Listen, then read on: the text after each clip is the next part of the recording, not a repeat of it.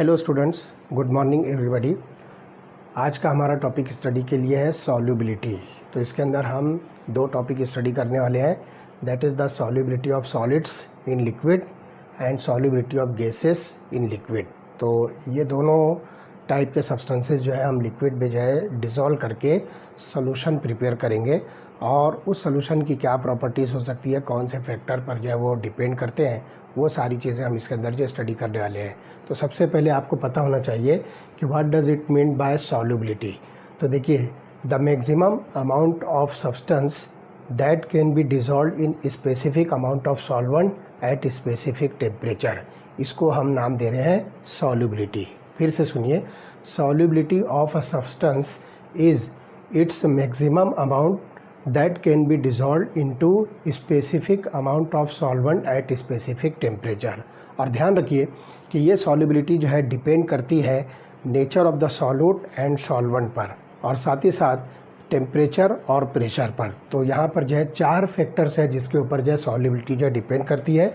एक तो होगा नेचर ऑफ सॉल्यूट, दूसरा होगा नेचर ऑफ सॉल्वेंट, तीसरा होगा टेम्परेचर और चौथा फैक्टर होगा प्रेशर। ये चार पैरामीटर्स जो आपको दिखते हैं, इसके ऊपर किसी भी सब्सटेंस की सॉल्युबिलिटी जो है डिपेंड करती है। तो यहाँ पर हम जो है इस चैप्टर के अंदर जो हम डिस्कस करते हैं कि कौन कौन से फैक्टर जो है सॉल्युबिलिटी ऑफ अ सॉलिड और solubility of a gas into liquid जो है ये अफेक्ट करते हैं। तो सबसे पहले हम देखेंगे solubility of solid in a liquid. तो सबसे पहला हम ये वाला टॉपिक स्टडी करेंगे, solubility of solid in liquid. तो देखिए किस तरह से जो है सॉल्यूशन जो है सॉलिड का लिक्विड के अंदर जो है प्रिपेयर होता है। तो look here, every solid does not dissolve in a given liquid. सबसे पहली बात ये ध्यान रखिए कि कोई सा भी सॉलिड किसी भी लिक्विड के अंदर जो है जनरली डिज़ोल्व नहीं होता है। आप देखिए कि एग्जांपल मैं बताता हूँ कि sodium chloride and sugar will dissolve into water but naphthalene and anthracene do not. तो यहाँ पर ध्यान रखिए, हमारे पास एक सॉल्वेंट है वाटर, तो इसके अंदर आपको शुगर और सॉल्ट ये जो है सॉल्युबल मिलेगा। तो हम यहाँ पर लिखेंगे sugar and salt these are soluble, but naphthalene and anthracene ये दोनों इनसॉल्युबल है। तो यहीं पर हमको जो है बात पता चल जाती है कि every solid can not be dissolve into liquid. और यहाँ पे जनरली हम जो सॉल्वेंट यूज़ करते हैं लेबोरेटरी प्रिपरेशंस के लिए वो होता है water, because water is the universal solvent. तो जनरली जितने भी सॉल्यूशंस हम प्रिपेयर करते हैं वो एक्वियस सॉल्यूशन होते हैं। तो ध्यान रखिए, शुगर और सॉल्ट जो है ये वाटर सॉल्युबल सब्सटेंसेस हैं, जबकि नेप्थलीन और एंथ्रासिन ये वाटर इनसॉल्युबल सब्सटेंसेस हैं। ऑन द कंट्ररी, आप अगर देखोगे नेप्थलीन और एंथ्रासिन ये दोनों बेंजीन के अंदर जो है सॉल्युबल है, जबकि शुगर और सॉल्ट जो है ये बेंजीन में इनसॉल्युबल है। तो इस तरह से हमको यहाँ पर जो है वैरायटी ऑफ द सॉल्वेंट मिलता है, जिसके ऊपर से हम सॉल्वेंट को चॉइस करेंगे कि जो हमको दिया गया सॉल्यूट है उस पर से हम जो है कौन सा सॉल्वेंट यूज़ करके उसका सॉल्यूशन जो है प्रिपेयर कर सकते हैं। तो ये बात जो है ध्यान रखना है कि it is observe that the polar solvents dissolve the polar solutes. ये बात जो है ध्यान रखना है, polar solvents dissolves polar solutes, या सिंपली आप इसको उल्टा कर दो कि polar solutes are soluble into polar solvents.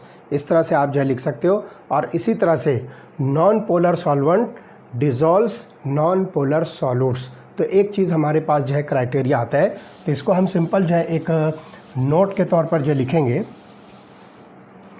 पहला पॉइंट हमको मिलता है polar solutes are soluble in polar solvents, और दूसरा पॉइंट हमको मिलता है non polar solutes are soluble in non polar solvents. तो ये एक क्राइटेरिया हमको यहाँ पर जो है सॉल्युबिलिटी का मिलता है, और ये बहुत इंपॉर्टेंट फैक्टर इसके अंदर है। तो ये बात जो है ध्यान रखना है कि ये जो सॉल्युबिलिटी है ये डिपेंड करती है जिसमें inter molecular interactions of solute और सॉल्वेंट ये दोनों क्या होती है, सेम होती है। तो इस तरह से हम यहाँ पर कह सकते हैं लाइक डिज़ोल्व्स लाइक, ये एक हमको जो है स्लोगन मिलता है, लाइक डिज़ोल्व्स लाइक। जैसे कि आप देख रहे हो कि सॉल्यूट जो है पोलर है तो सॉल्वेंट भी पोलर है, सॉल्यूट नॉन पोलर है तो सॉल्वेंट भी नॉन पोलर है। तो इस तरह से लाइक डिज़ोल्व्स लाइक। तो पोलर सॉल्यूट्स में फॉर एग्जांपल हम सोडियम क्लोराइड लेंगे और पोलर सॉल्वेंट में वाटर, तो sodium chloride is soluble in water. और नॉन पोलर यहाँ पे अगर हम सॉल्यूट लेते हैं फॉर एग्जांपल नेप्थेलिन, तो नेप्थेलिन जो है non polar solvent for example benzene के अंदर सॉल्युबल होता है। तो ध्यान रखने कि when the solid solutes are added to the solvent, some solutes dissolve and its concentration increases in the solution. जब आप कोई भी सॉलिड सॉल्यूट वाटर के अंदर या सॉल्वेंट के अंदर जो है मिक्स करते हो तो बहुत सारे जो है सॉल्यूट के पार्टिकल जो है वो सॉल्वेंट के अंदर जो है डिज़ोल्व होते हैं, और इस तरह से कॉन्सेंट्रेशन ऑफ द सॉल्यूशन ये इंक्रीज़ होता है। This process is called as dissolution. तो ये प्रोसेस एक हमारे सामने आता है। सॉल्यूशन प्रिपरेशन के दरमियान में हमको जो है एक टर्मिनोलॉजी मिलती है डिज़ोल्यूशन। डिज़ोल्यूशन में क्या होता है कि आपने सॉलिड को सॉल्वेंट के अंदर, लिक्विड के अंदर जो है मिक्स किया है, तो बहुत सारे जो है पार्टिकल जो है सॉल्यूट के वो सॉल्वेंट के अंदर जो है डिज़ोल्व होते हैं, और डिज़ोल्व होने के बाद जो है सॉल्यूशन का कॉन्सेंट्रेशन इंक्रीज़ होता है। तो इस प्रोसेस को हम नाम देते हैं डिज़ोल्यूशन। जबकि यहाँ पर क्या होगा कि some solute particles in the solution collide with the solid solute particle and get separated out of the solution। तो बहुत सारे सॉल्यूट के पार्टिकल जो है सॉल्यूशन के अंदर जो है ये कोलाइड होते हैं, और उसकी वजह से, इस कोलिजन की वजह से बहुत सारे सॉल्यूट के पार्टिकल सॉल्यूशन से जो है बाहर होते हैं। तो यहाँ पर जो ये सेपरेट हो जाएंगे, और इस सेपरेशन प्रोसेस को हम नाम देंगे क्रिस्टलाइजेशन। तो दूसरा हमारे पास टर्मिनोलॉजी मिलती है क्रिस्टलाइजेशन। तो ये दोनों ही प्रोसेस एक दूसरे के एग्जैक्टली अपोजिट है। डिज़ोल्यूशन में सॉल्यूट के पार्टिकल्स सॉल्वेंट के अंदर डिज़ोल्व हो रहे हैं, मिक्स होकर होमोजीनियस मिक्सचर फॉर्म कर रहे हैं, और क्रिस्टलाइजेशन के अंदर जो है बहुत सारे सॉल्यूट पार्टिकल सॉल्वेंट से जो है दोबारा जो है सेपरेट हो जा रहे हैं। तो उस प्रोसेस को हम जो है क्रिस्टलाइजेशन का प्रोसेस कहेंगे। तो ये दोनों प्रोसेसेस जो है एक साथ जो होते रहेंगे। तो अ stage will reach when the two processes occur at the same rate। मतलब ये दोनों प्रोसेसेस, एक तरफ जो है डिज़ोल्यूशन प्रोसेस होता रहेगा, दूसरी तरफ क्रिस्टलाइजेशन प्रोसेस होगा। तो ये दोनों प्रोसेसेस एक साथ सेम रेट ऑफ रिएक्शन से जो होते रहेंगे। तो इस स्टेज को हम जो है यहाँ पर डायनामिक इक्विलिब्रियम कहेंगे। तो इस तरह से हमको यहाँ पर जो है दोनों का रेट जो है इक्वल मिलेगा, और इस तरह से जो है डायनामिक इक्विलिब्रियम जो आएगी तो हम यहाँ पर कहेंगे कि solute plus solvent produces the solution. ये इक्विलिब्रियम हमको मिलेगा। तो सॉल्यूट के पार्टिकल जो है सॉल्वेंट के अंदर जो है मिक्स होकर यहाँ पर जो है डिज़ोल्यूशन प्रोसेस कैरी आउट करेंगे, और बहुत सारे जो है सॉल्यूट के पार्टिकल जो है कोलाइड होकर ये दोबारा से जो है सॉल्वेंट से जो है सेपरेट होंगे। इस प्रोसेस को हम जो है क्रिस्टलाइजेशन कहेंगे। तो ये प्रोसेस जो है साइमल्टेनियस होगा और एक इक्विलिब्रियम अराइज होगी। तो at this stage the concentration of the solute in solution will remain constant under the given conditions, that is the temperature and pressure. एक पर्टिकुलर टेम्परेचर प्रेशर कंडीशन पर ये दोनों प्रोसेस जो है साइमल्टेनियस चलेंगे, और कॉन्सेंट्रेशन जो होगा किसका, the concentration of the solute in the solution, ये क्या हो जाएगा, कांस्टेंट हो जाएगा। तो इस कंडीशन पर जो है हम यहाँ पर देंगे कि ये कंडीशन होती है सैचुरेटेड सॉल्यूशन की। सैचुरेटेड सॉल्यूशन में क्या होगा कि such a solution in which no more solute can be dissolved in the same solvent and same temperature and pressure condition। ये कंडीशन को हम नाम देंगे saturated solution.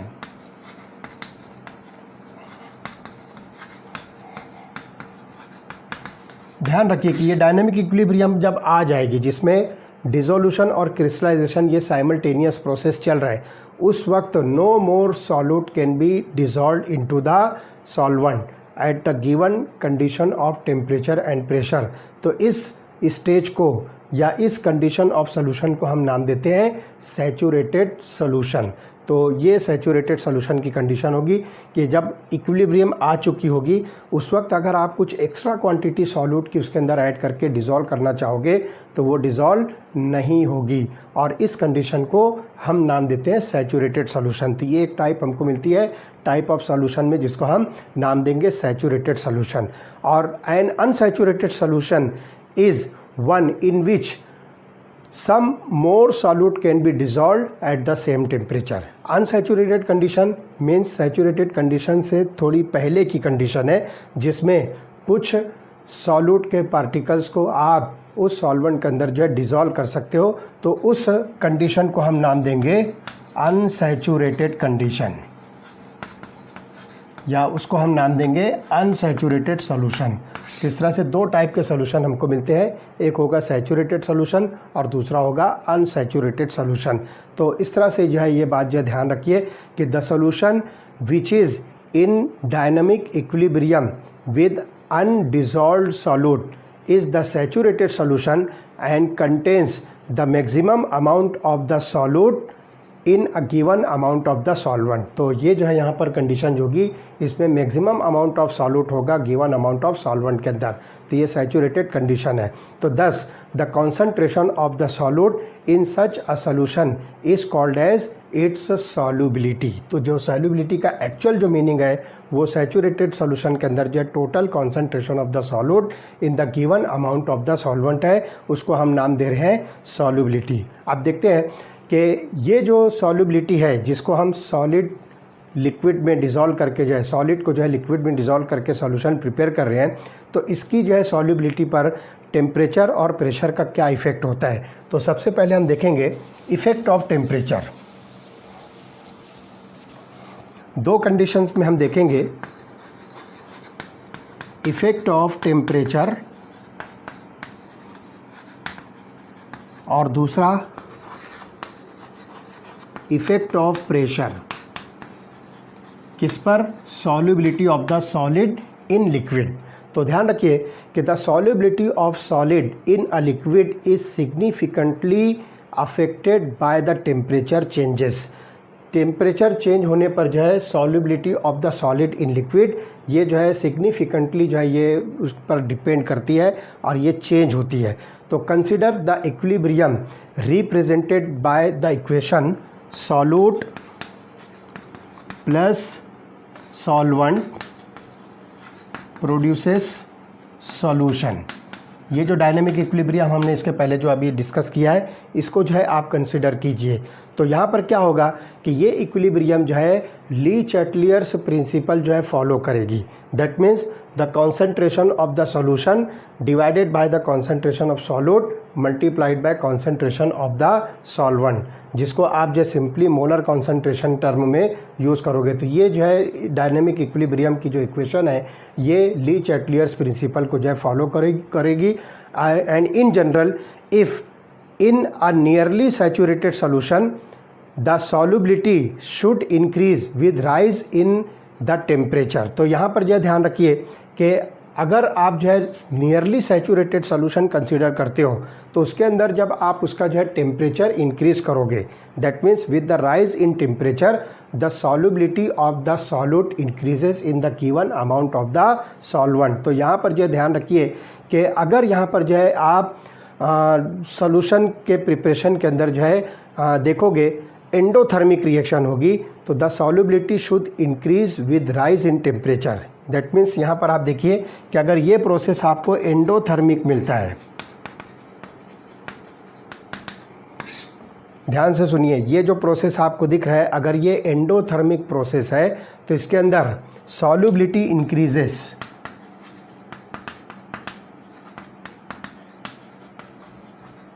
With rise in temperature. Temperature बढ़ने पर जो है ये सॉल्युबिलिटी इंक्रीज होगी, जिसको हम नाम दे रहे हैं एंडोथर्मिक रिएक्शन। यहाँ पर क्या होगा delta solubility enthalpy of solution जो होगी ये ग्रेटर देन ज़ीरो होगी, यानी यहाँ पर एंथैल्पी ऑफ सॉल्यूशन जिसको हम डेल्टा सोल एच कहेंगे, it must be greater than zero. तो एंडोथर्मिक रिएक्शन के अंदर जो है क्या होगा कि टेम्परेचर इंक्रीज़ करने पर आपको सॉल्युबिलिटी जो है बढ़ती हुई मिलेगी। और इसी तरह से अगर आप एक्सोथर्मिक रिएक्शन कंसिडर करते हो, ये जो प्रोसेस आपको दिखता है, अगर ये एक्सोथर्मिक रिएक्शन है तो the solubility should decrease with increase in temperature. तो यहाँ पर जो है सॉल्युबिलिटी डिक्रीज़ होगी, मीन्स डेल्टा सॉल्युबिलिटी यहाँ पर क्या होगी, delta solution is less than zero. तो इस तरह से ये कंडीशन आपको मिलेगी एक्सोथर्मिक रिएक्शन के अंदर।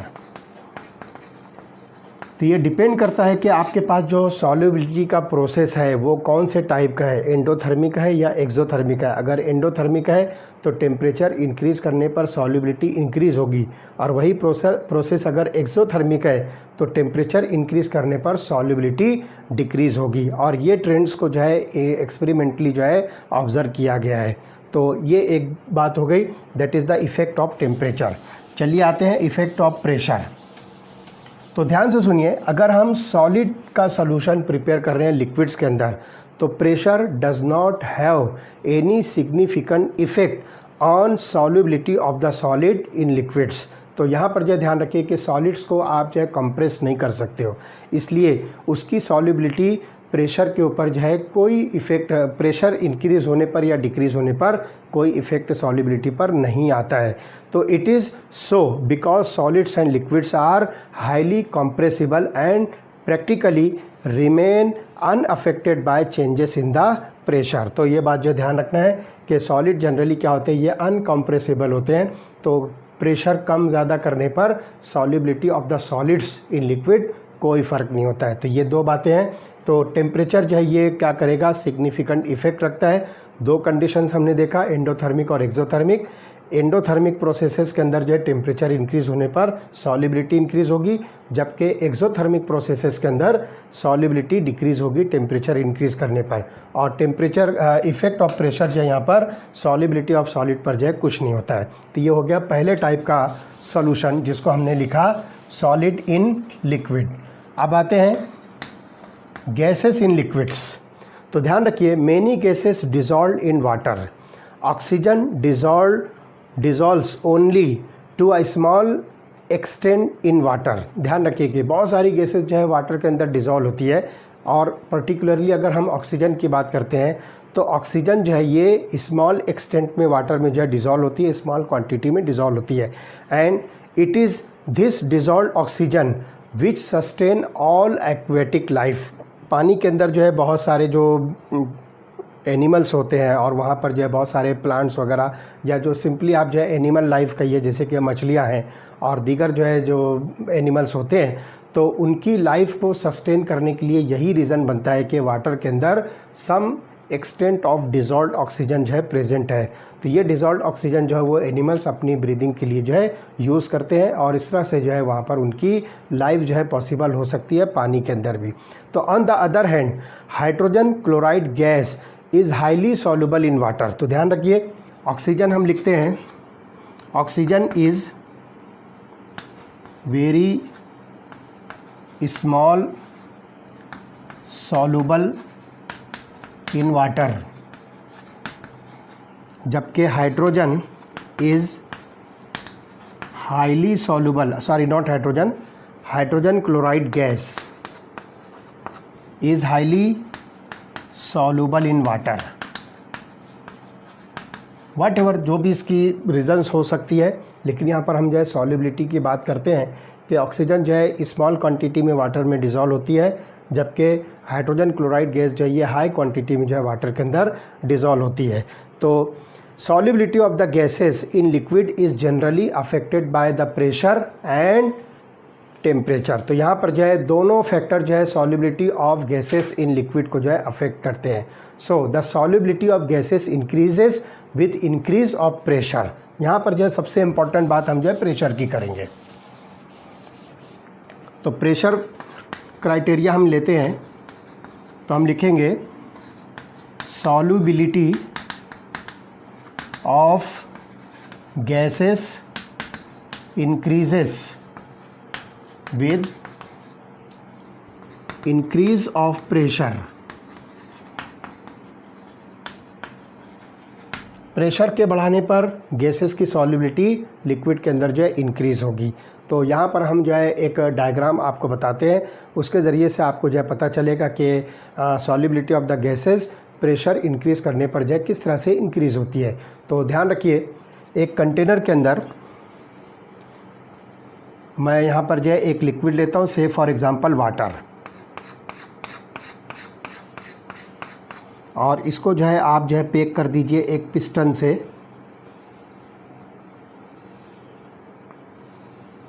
This is a piston.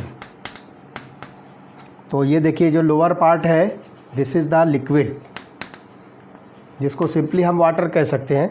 तो यहाँ पर आप देखिए कि गैस के पार्टिकल जो है, ये जो वैकेंट स्पेस है, मैं यहाँ पर जो है स्फीयर से इसको शो कर रहा हूँ, this are the particles of gas, और कुछ पार्टिकल जो है गैस के जो है इस लिक्विड के अंदर जो है डिज़ोल्व फॉर्म में आपको नज़र आ रहे हैं।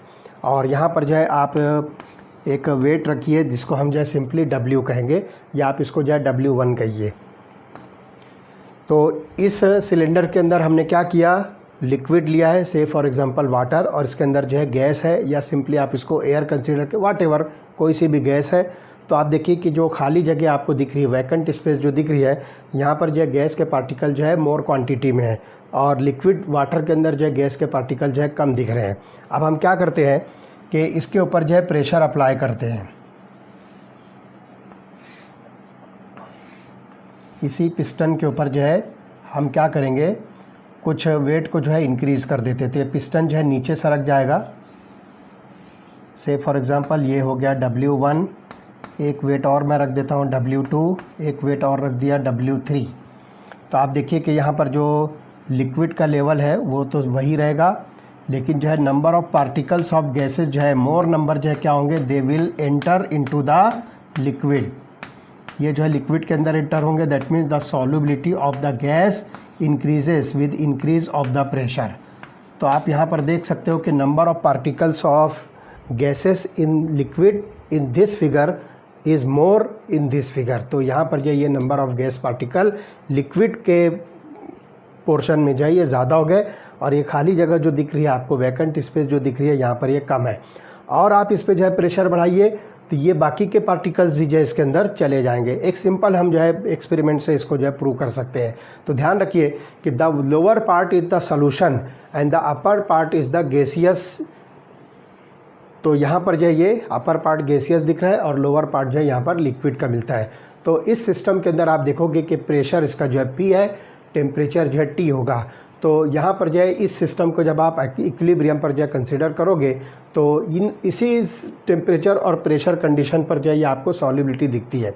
लेकिन जैसे ही हम यहाँ पर जो है प्रेशर इंक्रीज़ करते हैं, तो मोर number of gas particles will enter into the solvent. तो यहाँ पर जो ये सॉल्यूशन का जो पार्ट है, इसके अंदर जो है और भी ज़्यादा जो है नंबर ऑफ़ पार्टिकल जाएंगे, और प्रेशर इंक्रीज़ करोगे तो ये जो बाकी का बचा हुआ है वो भी चला जाएगा। तो इस एक्सपेरिमेंट से जो है आप ये समझ सकते हो कि as the pressure increases the solubility of the gases increases into the given amount of the solvent. तो this will increase the number of gaseous particles per unit volume over the solution, and also the rate at which the gaseous particles are striking the surface of the solution to enter it। तो यहाँ पर जो है surface of the solution पर जो है ये क्या करेंगे, गैस पार्टिकल जो है मोर नंबर जो है स्ट्राइक करेंगे, और वहाँ से जो वो सॉल्यूशन के अंदर जो है एंटर होंगे।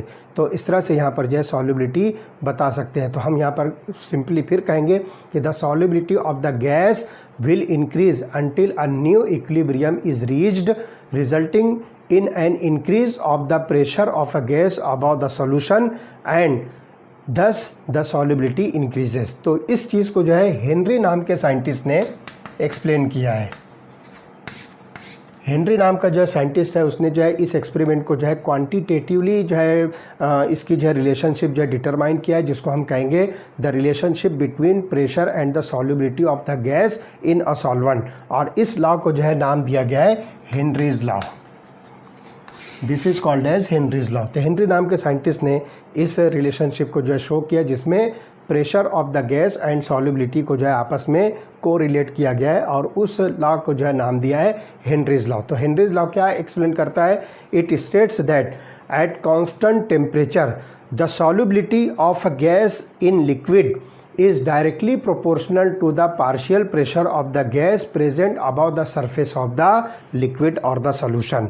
तो यहाँ पर जो गैस का पार्शियल प्रेशर पर जो है इसकी सॉल्युबिलिटी डायरेक्ट प्रोपोर्शन में होगी।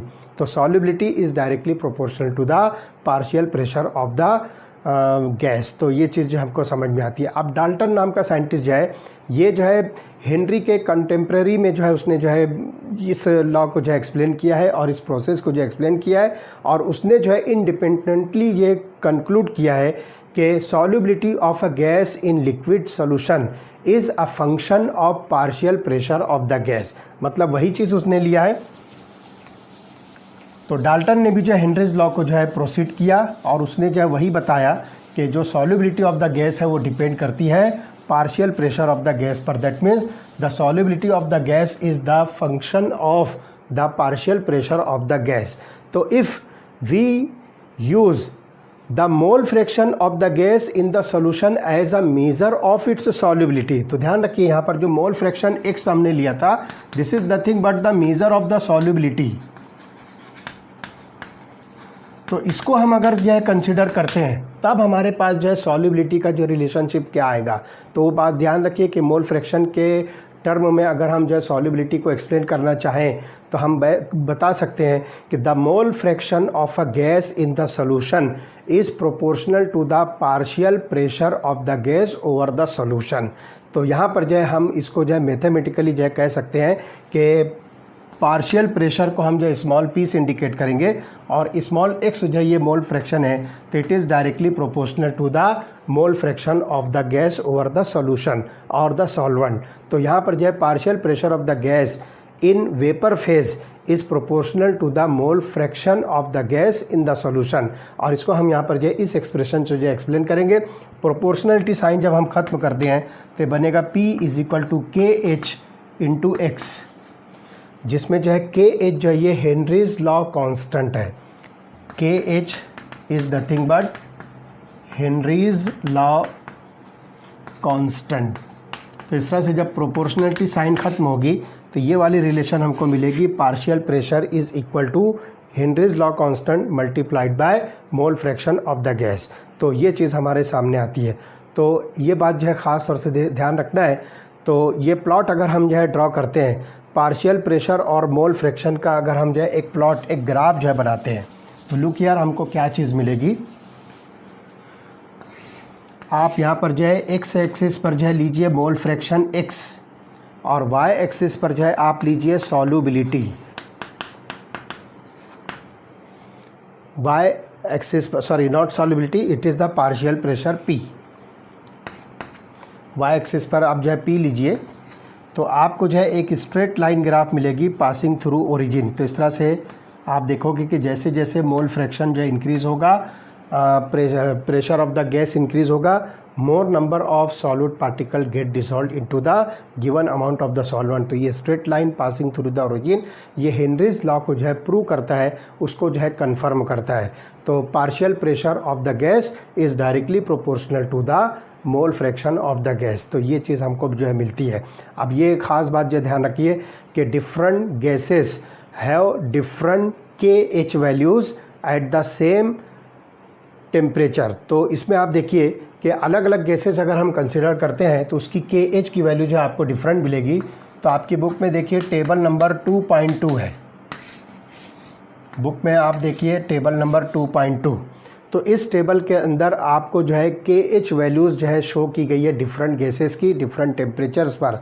तो इस टेबल से आपको जो है एक बात जो ख़ास तौर से जो है मिलेगी कि के H values for both nitrogen and oxygen increase with increase of temperature, indicating that the solubility of the gases increases with decrease of temperature। तो यहाँ पर आप देखिए तो के एच की वैल्यू जो है यहाँ पर आपको जो है नाइट्रोजन और ऑक्सीजन की जो है मिलेगी। तो इसके अंदर जो है solubility of the gases decreases with increase increases with decrease of temperature. So it is due to this reason that the aquatic species are more comfortable in cold waters than in warm waters.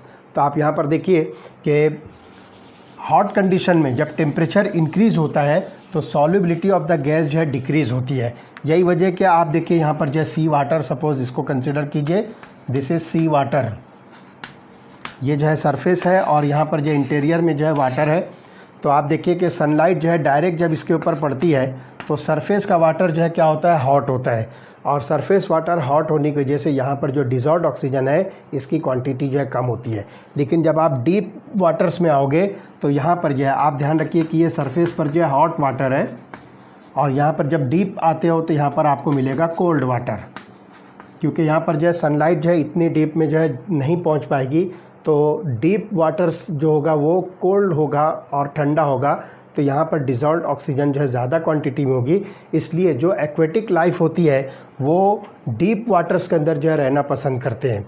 Surface water जो है hot होने की वजह से वहाँ पर उनको जो है ब्रीदिंग में जो है परेशानी होगी, दिक्कत आएगी, इसलिए कि यहाँ पर जो है टेम्परेचर ज़्यादा होने की वजह से क्या होगा कि डिज़ॉल्व्ड ऑक्सीजन की क्वांटिटी जो है कम होगी, जबकि यहाँ पर टेम्परेचर कम होने की वजह से डिज़ॉल्व्ड ऑक्सीजन की क्वांटिटी जो है ज़्यादा होगी. इसलिए ध्यान रखना है कि aquatic life are more comfortable in cold waters rather than in warm waters. तो ये चीज़ हमको जो है समझ में आती है. तो हेनरीज लॉ जो है यहाँ पर आपको मिलता है.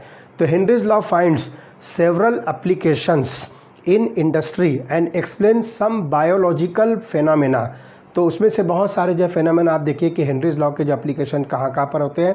तो सबसे पहला, to increase the solubility of carbon dioxide in soft drinks and soda water, the bottle is sealed under high pressure. तो यहाँ पर आप देखिए कि सोडा वाटर की जो बॉटल होती है उसके अंदर आप देखिए वाटर के अंदर कार्बन डाइऑक्साइड गैस जो है डिज़ोल्व की जाती है. तो ध्यान रखिए कि सोडा वाटर की बोतल को जो है सील किया जाता है हाई प्रेशर पर.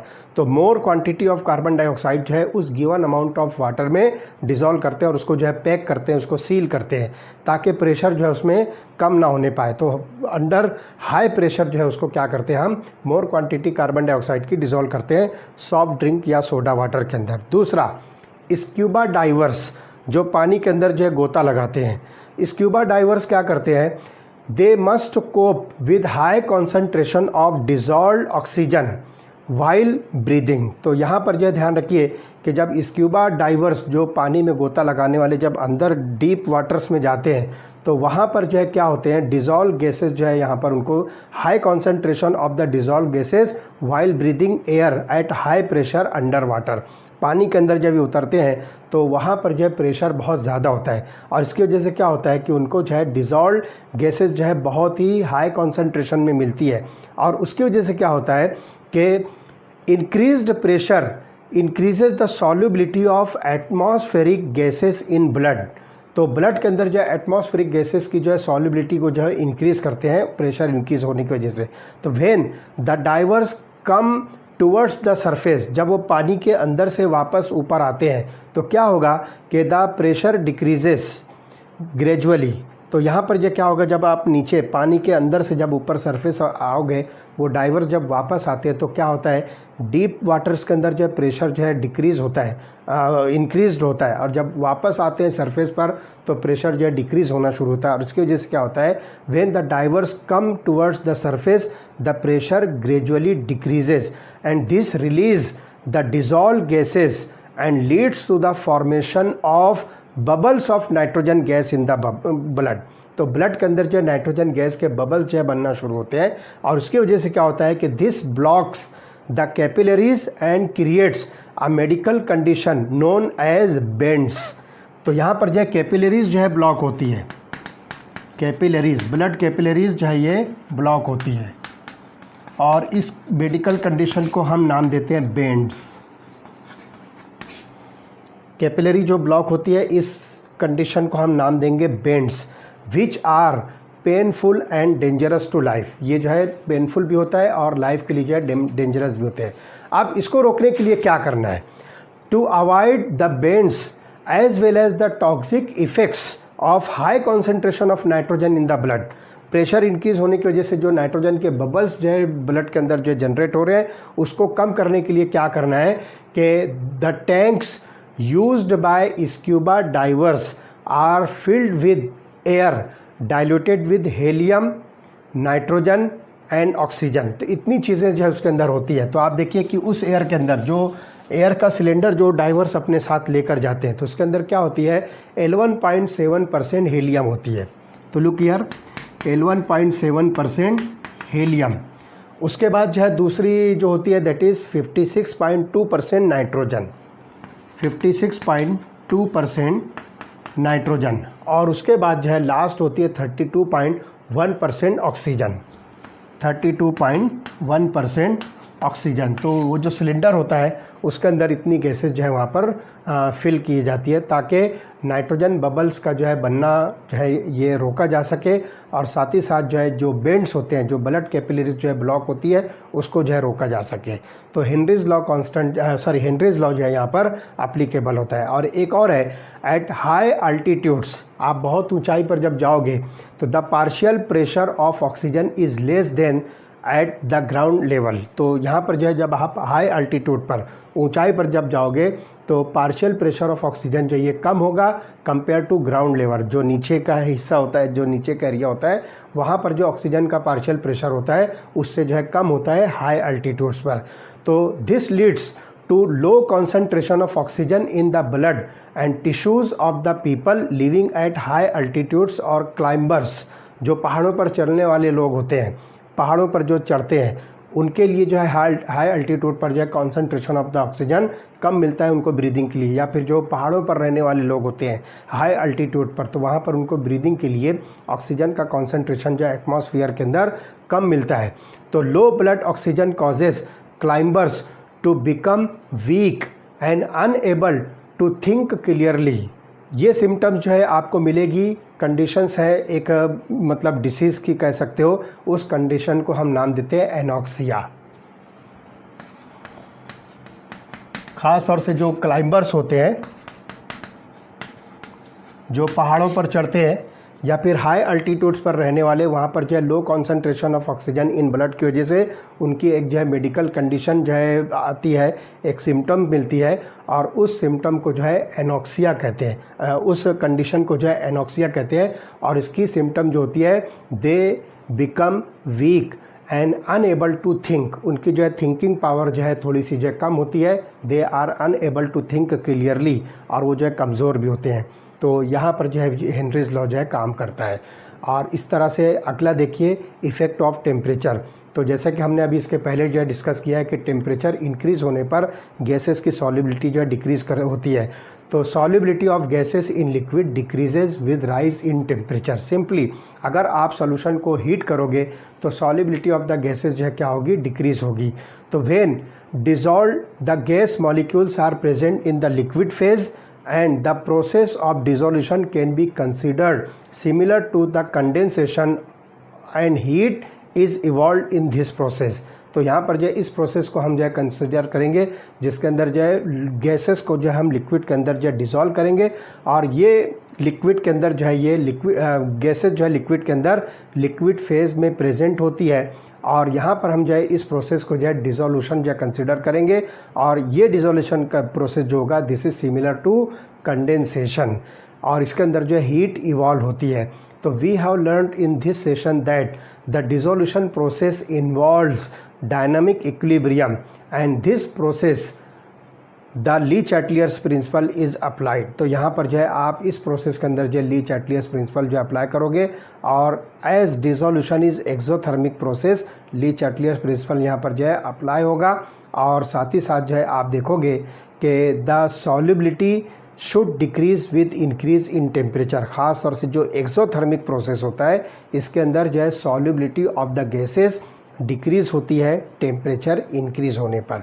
तो ध्यान रखिए कि डायनामिक इक्विलिब्रियम मस्ट फॉलो ली चैटलियर्स प्रिंसिपल, और ये जो प्रोसेस ऑफ सॉल्यूशन फॉर्मेशन है ये प्रोसेस जो है डायनामिक इक्विलिब्रियम अटेन करता है। और ये बात जो है ख़ास तौर से फिर से देखिए, सुनिए, नोट कीजिए कि dynamic equilibrium follows the Le Chatelier's principal.